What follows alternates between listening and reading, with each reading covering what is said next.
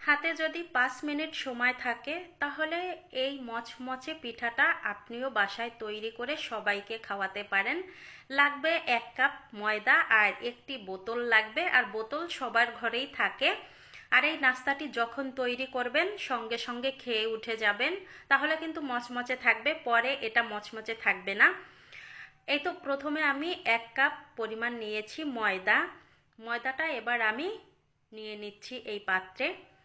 এবার লাগবে হচ্ছে কর্নফ্লাওয়ার, আর এখানে চাইলে আপনারা চালের গুঁড়োটাও দিতে পারেন। আমি এখানে 4 চামচ কর্নফ্লাওয়ার দিয়ে দিচ্ছি।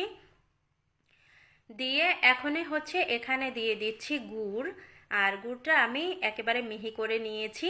তারপরে স্বাদ মতো লবণ দিলাম। গুড়ের পরিবর্তে আপনারা এই পিঠাটা চিনি দিয়েও তৈরি করতে পারেন।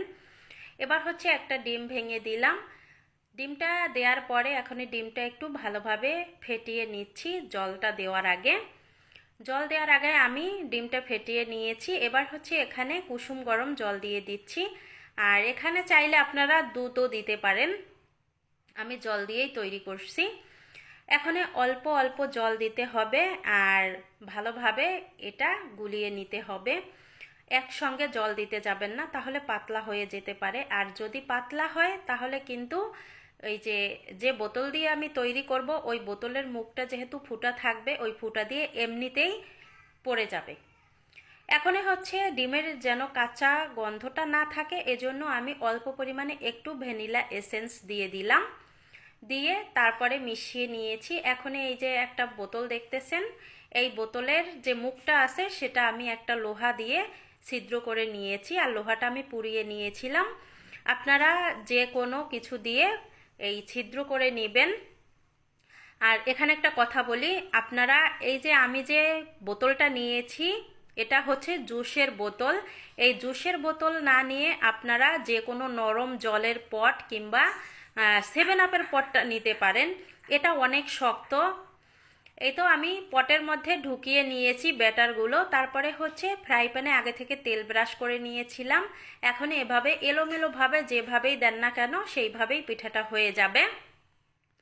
আর গ্যাসের ফ্লেমটা কিন্তু একেবারে মিডিয়াম টু লোতে রাখতে হবে, বেশি হাই হিটে রাখবেন না, তাহলে পুড়ে যাবে। আমি 1 মিনিটের মতো রেখেছি, তারপরে হচ্ছে পাটিসাপটার মতো উঠিয়ে নিয়েছি এপাশ থেকে ওপাশে। এখনই কিন্তু পাটিসাপটার শেপ হয়ে গেছে।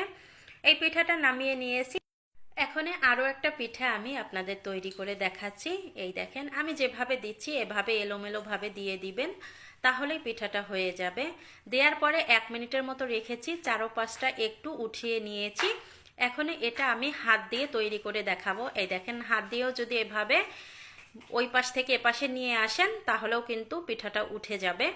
তো সবগুলো পিঠাই আমি সেমভাবে তৈরি করে নেব, আপনারাও এভাবে তৈরি করে নেবেন। সবগুলো পিঠা আমার তৈরি করা হয়ে গেছে। এখন গরম থাকা অবস্থায় আমরা সবাই মিলে এই পিঠাগুলো খেয়ে উঠে যাব।